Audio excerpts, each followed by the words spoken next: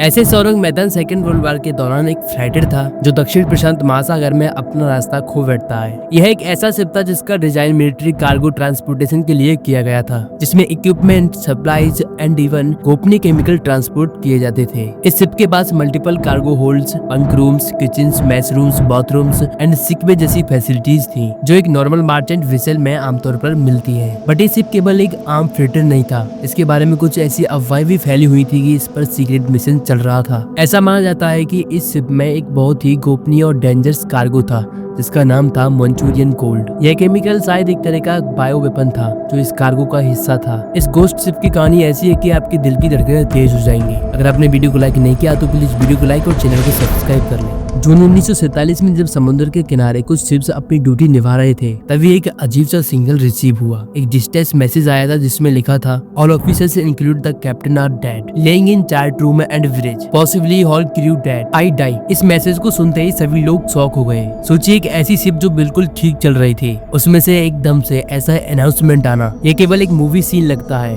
But ये सच में लिखा गया था। नियर बाई शिप्स जिनमें American merchant vessel silver star शामिल थी तुरंत रेस्क्यू मिशन पर निकल पड़ी। उन्होंने डिसाइड किया कि शिप की इन्वेस्टिगेशन किया जाए ताकि पता चल सके कि इसके साथ क्या हुआ है। जब सिल्वर स्टार की टीम औरंग मैदान के पास जाके उस शिप पर कूदी तो उन्होंने जो देखा वो शायद उनकी जिंदगी का सबसे अजीब और भयानक तजुर्बा था। बाहर से देखा जाए तो शिप बिल्कुल नॉर्मल लग रही थी, clean desk, proper arrangement rooms और कोई विजिबल डैमेज नहीं था। लेकिन जैसे ही टीम ने अंदर कदम रखा उनकी आंखें उस हैरर सीन पर अटकी रही। पूरी शिप पर मरे हुए लोग मिले, पर सबसे अजीब बात है कि लोगों के चेहरे पर ऐसा एक्सप्रेशन था जो किसी भी नॉर्मल ह्यूमन इमोशन से काफी अलग था। ऐसा लग रहा था कि उन्होंने कुछ ऐसा देखा है जो उनकी समझ से परे है।